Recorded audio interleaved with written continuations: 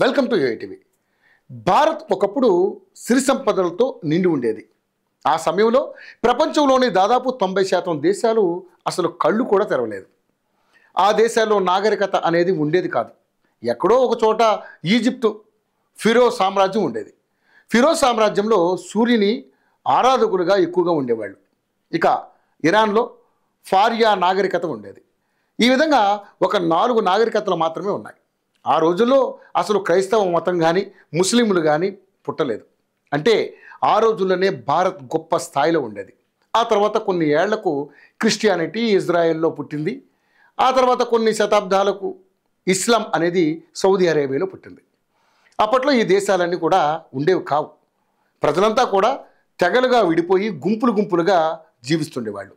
అయితే అప్పట్లో రాజభోగాలు అనుభవిస్తున్న మన హిందూ రాజులను చూసి జిహాదీ తెగలకు ఈర్ష్య పుట్టింది. పైగా అప్పటి మన హిందూ రాజుల మధ్య సఖ్యత సరిగ్గా ఉండేది కాదు. ఎవరికి వారు తమను హీరోలుగా చిత్రీకరించుకొని వేరే వాళ్లను ఏమాత్రం లెక్క చేయకుండా బ్రతుకుతుండేవారు. ఆ సమయంలో అతి మంచితనంతో జిహాదీ తెగలకు దేశంలో నివసించేందుకు చోటిచ్చారు.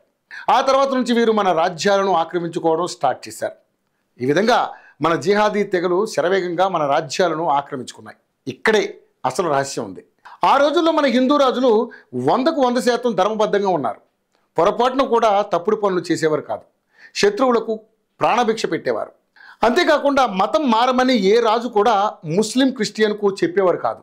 అలా మన రాజుల మంచితనం కారణంగా ముస్లింలు భారత్ను కొన్ని దశాబ్దాలుగా పరిపాలించారు. ఆ తర్వాత బ్రిటిష్ వాళ్ళు 200 ఏళ్లు పరిపాలించారు. ఆ సమయంలో మన దేశం నుంచి $40 ట్రిలియన్ సంపదని దోచుకుని వెళ్ళిపోయారు. స్వతంత్రం వచ్చిన తర్వాత తినడానికి తిండి లేక ఎంతోమంది ఆకలి చావులు ఎన్నో కష్టాలను అనుభవించారు. అయినప్పటికీ అప్పటి కాంగ్రెస్ ప్రభుత్వం ప్రజలను పెద్దగా పట్టించుకోలేదు. కానీ ఇప్పుడు మోడీ సర్కార్ కొత్త నిర్ణయాలతో దేశాన్ని అభివృద్ధి చేస్తోంది. ఎవరు కష్టపడితే వాళ్ళదే రాజ్యం అన్నట్లుగా పాలన సాగుతుంది. ఇందులో భాగంగానే పరిశ్రమల స్థాపనకు అనువైన మార్గాన్ని ఏర్పాటు చేస్తుంది. పేదరికాన్ని తగ్గించేందుకు తీవ్ర స్థాయిలో కృషి చేస్తుంది. ఇది నేను చెబుతున్న మాట కాదు.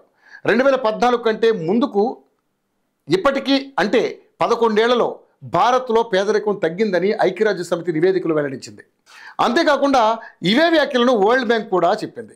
ఇక పరిశ్రమల ఏర్పాటు విషయానికి వస్తే ప్రస్తుతం మన దేశంలో పరిశ్రమల ఏర్పాటుకు చైనా, దక్షిణ కొరియా దేశాలతో పాటుగా మరో 2 దేశాలు గట్టిగా పోటీ పడుతున్నాయి. ఇప్పటికే మోడీ దౌత్య నీతితో బ్రిటన్తో స్వేచ్ఛా వాణిజ్య ఒప్పందం కుదుర్చుకున్నారు. ఈ ఒప్పందం ప్రకారం మనం 2026 నుంచి బ్రిటన్తో 10 లక్షల కోట్ల రూపాయల విలువైన వ్యాపారం నిర్వహించబోతున్నాం. ఇక ఇప్పుడు యూరోపియన్ యురేనియం వంతు వచ్చింది. వీటిలో మొత్తం 27 దేశాలు ఉన్నాయి. ఈ దేశాలన్నీ అత్యంత అభివృద్ధి చెందిన దేశాలే.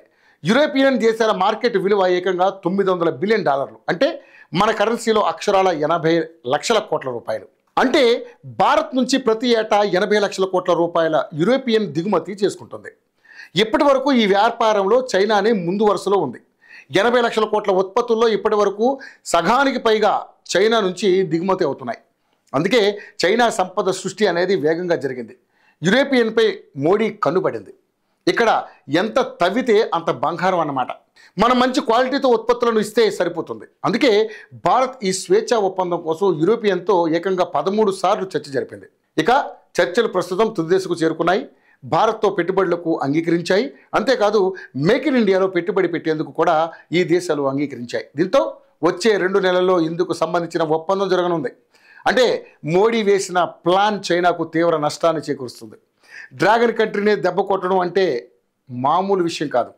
దాన్ని మోడీ చేసి చూపిస్తున్నారు.